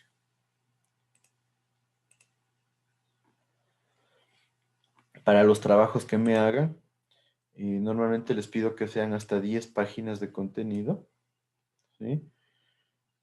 Siempre les pido que hagan referencia al menos a un video que sea importante, que sea interesante relacionado al trabajo, ¿sí? O un gráfico en donde esté bien detallado el funcionamiento del sistema. Todo tiene que estar referenciado y citado. Tienen que incluir, y esto es importante porque esto les puede costar fácilmente la mitad de la nota, por lo menos una fuente bibliográfica de la materia. Ustedes tienen ya en su aula virtual el programa microcurricular. ¿Por qué busco que tengan por lo menos una fuente bibliográfica de la materia? Porque hemos visto, o el resultado de los análisis que se ha hecho es que ustedes no van a las bibliotecas de la universidad. Cuando estábamos presencial, no van a sacar libros de la biblioteca y tampoco se meten a las bibliotecas digitales. Entonces nosotros necesitamos que ustedes se involucren y empiecen a meterse a la biblioteca de la universidad. ¿Por qué? Porque uno de los parámetros para la acreditación de la facultad es que ustedes den movimiento a las bibliotecas de la universidad. Yo sé que a veces es tedioso porque hay muchos libros que en internet se encuentran de una, pero se necesita generar un movimiento por el hecho de que nosotros debemos respaldar que se esté utilizando las herramientas que presenta la universidad. Entonces, ahí tómenlo como una forma de apoyar a que cuando se haga la acreditación de la carrera de ingeniería civil, nosotros tengamos un buen récord, porque realmente con las exigencias que se ponen, todos los puntos cuentan. Si ustedes ya analizan, digamos que lleguen a ser los dichosos estudiantes que tomen el examen para acreditación de la facultad, el 50% de la nota de la acreditación depende del examen que tomen los estudiantes. Entonces, todo el resto de componentes de la nota deberían estar bastante altos para poder tener cierta tranquilidad. Entonces, como les digo, es una forma de apoyar a su facultad metiéndose a las bibliotecas de la universidad. Y normalmente yo hago una discusión acerca de los trabajos, ¿sí? Y la mayoría de veces se genera una calificación también por parte de esta discusión. ¿Sí? Como les decía, la penalidad del 50% cuando no se cumplan estas 3 condiciones. Tampoco soy demasiado estricto con las referencias y citas porque yo sé que todavía no están 100% al tanto, pero si veo que realmente no hubo ni siquiera el intento de generar referencias y citas, sí tienen una penalidad bastante fuerte. Aquí les he puesto los resultados de aprendizaje de la materia, vale la pena que sepan, ustedes tienen toda esta información en su aula virtual, ¿sí? Como parte del programa microcurricular, en las diapositivas que también les subo al aula virtual, ¿sí? Nuevamente, si algún día les toca ser parte de la acreditación, en teoría se supone que los peritos del CEACES pueden entrar a una clase y preguntar a cualquiera de los estudiantes, ¿usted conoce cuáles son los resultados de aprendizaje de esta materia? Entonces, no es obligación que ustedes se lo sepan de memoria, pero sí es obligación que ustedes sepan dónde están. Entonces pueden decir, sí, disculpe, voy a ingresar al aula virtual, ahí están nuestros resultados de aprendizaje y no hay ningún problema con eso. Pero si ustedes se quedan callados, significaría que no van a tener, que no tienen conocimiento, más bien dicho, de cuáles son los resultados de aprendizaje. Entonces, la idea es cómo están estudiando una materia si no saben ni qué van a aprender. Entonces, un poco va por ahí, por eso les he puesto toda esta información aquí. Igualmente, les he puesto aquí la bibliografía principal y digital. En el aula virtual tienen también la bibliografía en el programa microcurricular, y por otro lado también les he creado una pestaña en donde tienen las bibliografías de la universidad. Me parece que hay un libro que cambiaron el link, entonces ya voy a revisarlo, pero tienen todas esas herramientas a la mano. Si alguien me quiere contactar, este es mi correo de la PUSE, gsfloresds@puse.edu.es. Normalmente los correos los respondo máximo en 1 o 2 días, ¿sí? Y normalmente la forma más fácil de contactarme es mediante el celular. Muchos me llaman, otros me envían WhatsApp. Realmente yo no tengo problema con eso. A veces hay universidades que piden que no se generen contactos vía WhatsApp, pero he visto que es la forma más útil. ¿Por qué? Porque algunos me contactan a través del chat que hay en el aula virtual, pero no es tan eficiente. A veces no me llegan notificaciones y realmente no me meto todo el tiempo a ver el chat del aula virtual. Entonces, realmente queda a discreción suya si es correo o si es celular. No tengo problema con eso. Normalmente se genera un contacto un poco más amplio con el representante del curso, y a través de WhatsApp yo le doy información, a veces que hay algún cambio, algo por el estilo. Entonces valdría la pena que me den, que el representante del curso me mande un mensajito para yo guardar su contacto y estar ahí en contacto, ¿sí? Si tienen un representante nombrado o definido, o alguien a que le boten la pelotita. Shakira, Inge. Shakira. Sí, Inge Shakira. Ya, entonces, sí está conectada. Sí, Inge, aquí estoy. Entonces te tomo a ti como la representante. Bueno, con usted.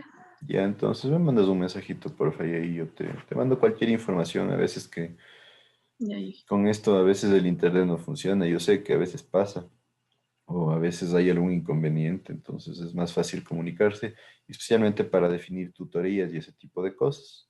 Muchos lo hacen a través de la representante, otros me escriben directamente, no hay ningún problema, pero eso ya depende de ustedes. Yo trato de darles la mayor apertura. No hay ningún problema que si alguien tiene alguna duda, algún problema, algo que no entendió. Muchos prefieren hablarlo por interno, no hay problema, y ahí definimos una tutoría o lo que sea. Lo mismo, a veces les mando trabajos y alguien no entiende, o un ejercicio están estudiando y no pueden resolverlo.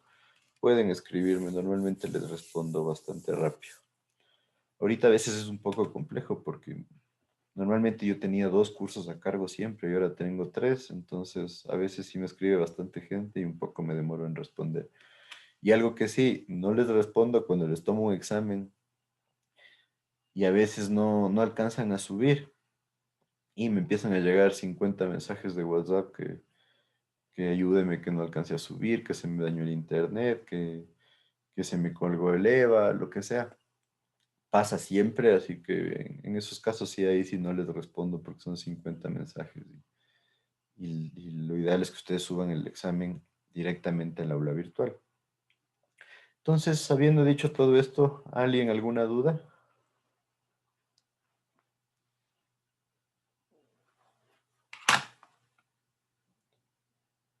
¿Nadie? Inge, disculpe, las diapositivas, ¿usted sube siempre? Sí, normalmente ya las tengo subidas en el aula virtual. Ay, gracias. Sí, yo les pongo ahí las diapositivas. A veces no les doy acceso directo cuando no tienen demasiado compromiso. A veces esperan solo revisar las diapositivas y que todo esté listo. Entonces, también a veces un poquito relativo. Bueno, aquí les he puesto un repaso súper rápido que quiero evaluar un poquito cómo están en cuanto a lo que me decían, que no que tienen varios vacíos en cuanto a hidráulica general. Hidráulica general es una materia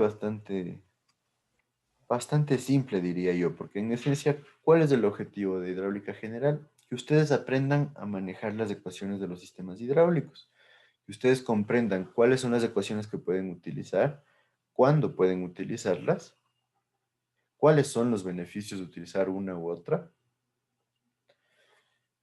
cómo generar las líneas de energía y líneas de gradiente hidráulico. Y en esencia, algo acerca de estructuras hidráulicas, un poco tienen que evaluar cuáles son los vertederos, un poco tienen que evaluar cómo funciona un vertedero de cimacio, ¿sí? Una subvertedera. Entonces no es una temática demasiado dispersa, por así decirlo. Entonces tienen su parte de conductos de presión, tienen su parte de flujo libre y tienen su parte de vertederos, principalmente, así es el esquema de hidráulica general. Entonces, lo que más me interesa a mí es que tengan claro cómo funcionan los vertederos y tengan claro cómo funcionan las ecuaciones del sistema hidráulico. Entonces, la forma más básica de una ecuación del sistema hidráulico es esta de aquí. La ecuación de pérdidas que se le conoce. Sumatoria de pérdidas por fricción más pérdidas menores es igual a CQ cuadrado. ¿Sí? Entonces, aquí les he puesto la ecuación más común de pérdidas por fricción, ¿no es cierto? F por L sobre D por B cuadrado sobre 2G. ¿Recuerdan qué ecuación es esta?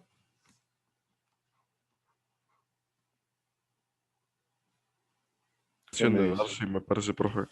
Es la ecuación de Darcy-Weisbach, ¿no es cierto? Que se conoce como la fórmula universal porque puede ser utilizada para todo tipo de conductos y todo tipo de fluidos. Entonces, ¿tienen claro por qué está definida la ecuación como CQ cuadrado?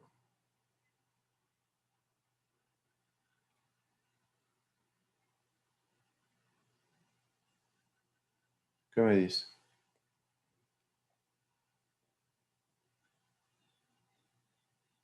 ¿Nadie?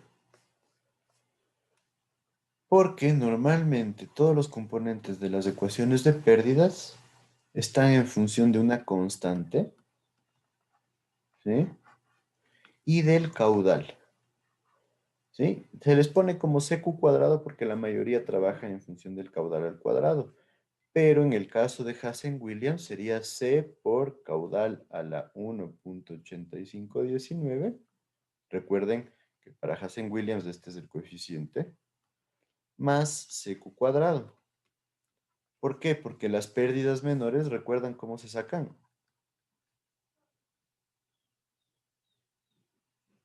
Como una constante que depende de las pérdidas localizadas que se generan en los accesorios por la carga de velocidad, que es igual a la constante por el caudal al cuadrado sobre el área al cuadrado por 2 veces la gravedad. Entonces, las pérdidas típicas que se generan en cada accesorio es una constante. El área va a ser constante y la gravedad es una constante. Entonces tienen CQ cuadrado. Entonces la forma de esta ecuación para Hassen-Williams va a ser C, una constante, 1 por Q a la 1.8519 más una constante 2 por el caudal al cuadrado. ¿Sí está claro esto? Entonces esta es la forma típica para encontrar ecuaciones de pérdidas. Lo mismo, nos vamos a Darcy-Weisbach y ven, ¿el factor de fricción es una constante? Sí. ¿Ustedes lo encuentran en dónde?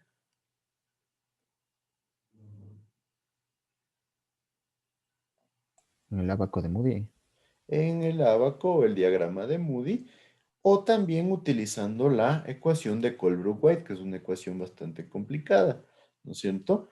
Hay también otras ecuaciones que no son 100% exactas, pero también dan resultados buenos, como la ecuación de Halland, que es un poco parecida a la de Colebrook-White, pero es un poco más simple.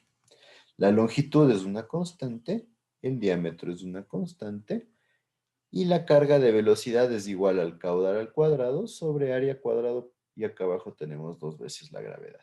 Entonces el área y la gravedad son constantes y por ende tenemos una ecuación que tiene un valor constante por el caudal al cuadrado. ¿Sí me siguen todos con eso? Después tenemos también que la velocidad es caudal sobre área, eso ya lo sabemos, pero vale la pena hacer hincapié. Y tenemos que el factor de fricción, F, depende de dos cosas. Primero, esta relación de acá, que es igual a ¿qué? ¿Se acuerdan? De la rugosidad. Exacto, la rugosidad relativa, ¿sí? E es la rugosidad absoluta, que en esencia es una medida promedio de la rugosidad que tiene un conducto y del diámetro. Entonces, ¿por qué se le hace relativa? Porque no es lo mismo tener alta rugosidad con un diámetro gigantesco que tener alta rugosidad con un diámetro pequeñito. Entonces, por eso se le utiliza como rugosidad relativa. Y por otro lado, también depende de el número de Reynolds, ¿no es cierto? El número de Reynolds va a ser igual a velocidad por diámetro sobre la viscosidad. Ahora, ustedes recuerdan cuando estábamos en flujo turbulento, ¿qué sucedía en el diagrama de Moody? Cuando tenemos turbulencia completa.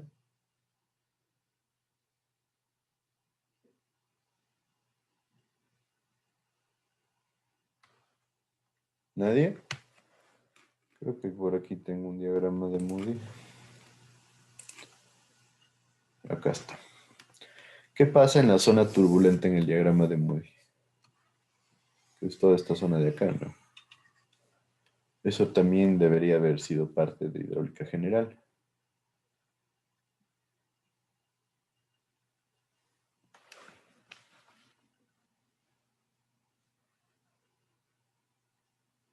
¿Nadie? Si recuerdan, ¿no es cierto? Este es el factor de fricción F. Estos valores que corresponden a cada línea son la rugosidad relativa. También hay el que es la rugosidad relativa D sobre E. Realmente yo prefiero manejarme con esta, pero los resultados son exactamente iguales. ¿Qué pasa con el factor de fricción cuando estamos en una zona de turbulencia completa?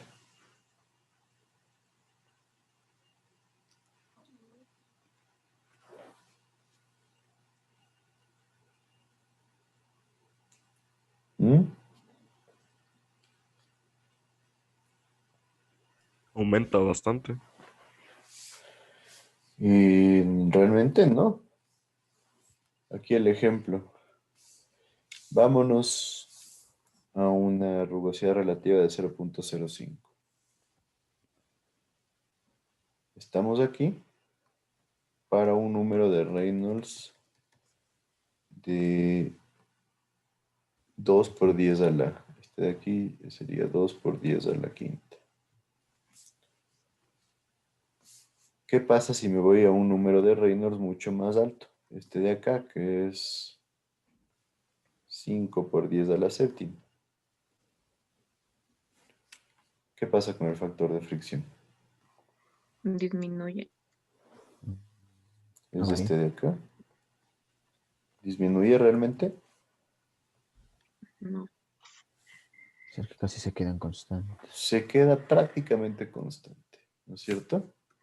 Entonces nosotros podemos decir que cuando estamos trabajando en turbulencia completa, el número de Reynolds deja de generar una influencia sobre el valor de el coeficiente de fricción F, ¿sí?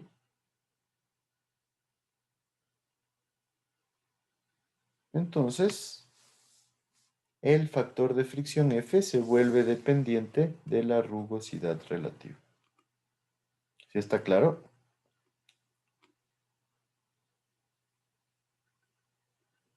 Y en la gran mayoría de casos en donde nosotros trabajamos en la hidráulica ya aplicada, nosotros trabajamos en turbulencia completa. Entonces, en esencia, nosotros trabajamos prácticamente siempre en casos en donde el número de Reynolds deja de ser influyente en cuanto a nuestro factor de fricción. ¿Sí me siguen con eso? Entonces es importante porque después se les genera esa duda. Aquí está la ecuación de Colebrook-White, que es la otra forma. En esencia, el diagrama de Moody nace de esta ecuación, ¿no? Por eso los resultados son los mismos. Entonces, ustedes tienen que 1 sobre f es igual a menos 2 por el logaritmo base 10 de la rugosidad, ¿no es cierto? En este caso absoluta, ¿sí? Pero aquí se le divide para el diámetro. Entonces, en esencia, aquí está involucrado la rugosidad relativa, tal cual como en el diagrama, más 2.51 sobre el número de Reynolds por la raíz de f. Entonces, aquí está la razón. Miren, aquí está Reynolds. Entonces, cuando Reynolds es muy alto, nosotros tenemos turbulencia completa. ¿Sí? ¿Recuerdan cuál era el punto límite que se utiliza para definir que ya estamos en una zona turbulenta? ¿Qué número de Reynolds? Número de reina mayor que 2000. Mayor que 4000. ¿Sí? Normalmente es el límite que se utiliza. Y es un límite bajo, ¿no? Si nos vamos al diagrama que estábamos viendo, el límite de 4000 está más o menos por acá, ¿sí? Entonces vemos que ya en la realidad turbulencia completa va un poquito más allá y depende también de el punto en donde tengamos nuestra rugosidad relativa, ¿sí? Obviamente estas rugosidades relativas de aquí abajo no son nada comunes, son de materiales ya fuera de lo que es el rango común, por eso se dice que normalmente nosotros trabajamos en esta zona superior. Entonces, ¿qué pasa? Cuando este número es muy alto, dividimos 2.51 para este número tan alto, llega a ser un valor que no tiene influencia, ¿sí? Entonces, por eso deja de generar una influencia el número de Reynolds en la ecuación. ¿Sí me siguen con eso? Entonces, cualquiera de los dos métodos es igual de útil. Normalmente para mí es más fácil trabajar con el diagrama de Moody, pero algunos prefieren meter en su calculadora esta ecuación y trabajarla, teniendo en cuenta de que a veces el problema es este, ¿no? Más bien dicho, siempre el problema es este, que tienen la incógnita en dos sitios. Entonces algunas calculadoras colapsan. Entonces normalmente, ¿qué se suele hacer? ¿Cuál es la forma para resolver de manera más eficiente esta ecuación? ¿Alguien recuerda? Iteraciones. Iteraciones, ¿no es cierto? Entonces ustedes van jugando con el valor de f. Normalmente f debería ser 0.0 algo, ¿no es cierto? Entonces empiezan ustedes con 0.01 acá y 0.01 acá. Y trabajan de manera iterativa, o pueden hacer una pequeña tablita en su calculadora, hasta que los dos valores se igualen, ¿sí? Entonces es la forma más fácil de resolver esta ecuación cuando sus calculadoras se cuelgan. ¿Sí está claro? No sé si era alguna de las dudas que tenían de hidráulica general, pero es algo importante saber entender y manejar estas ecuaciones. De ahí por otro lado, nosotros manejamos la ecuación de Manning, en donde en su forma más básica viene dada así. Velocidad es igual a 1 sobre el coeficiente de Manning por el radio hidráulico a la 2/3 y por la gradiente de energía a la 1/2. ¿Tienen todos claro qué es el radio hidráulico?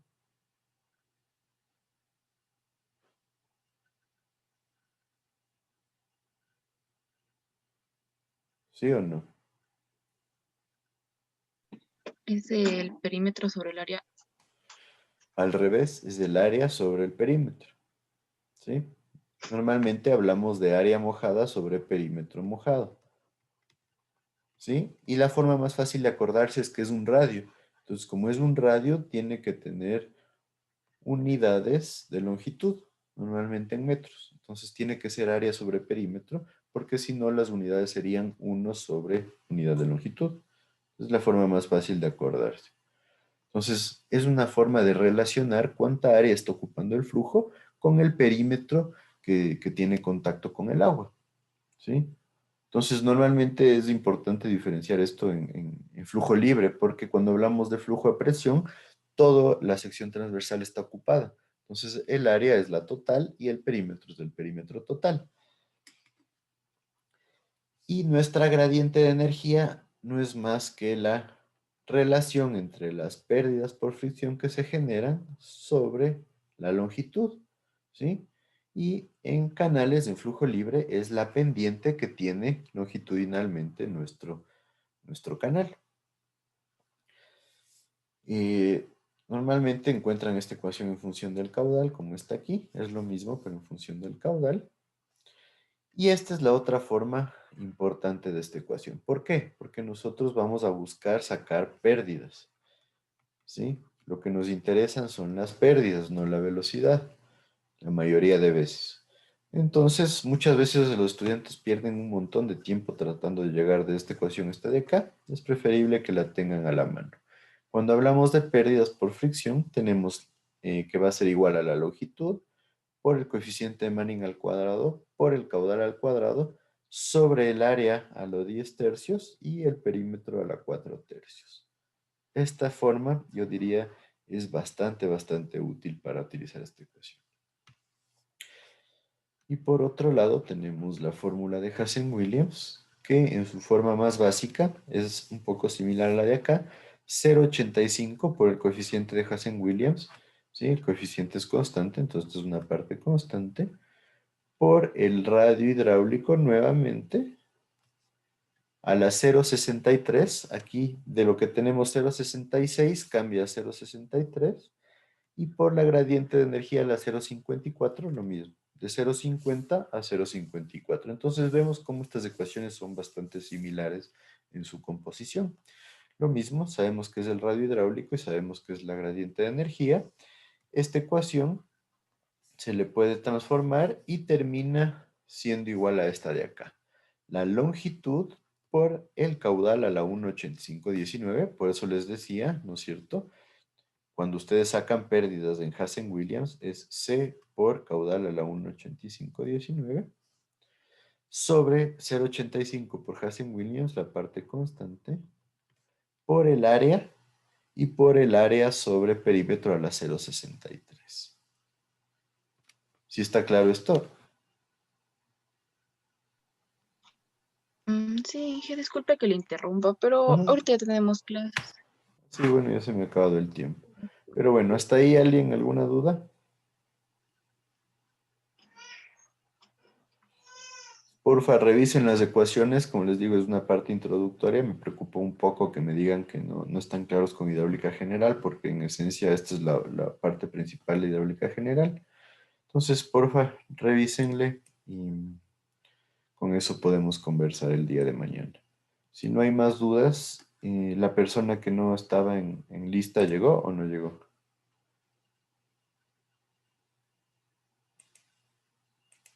Bueno, entonces no. Podemos quedar ahí. Una buena tarde para todos. Gracias, sí. Gracias, Inge. Hasta luego. Luego. Hasta luego, Inge.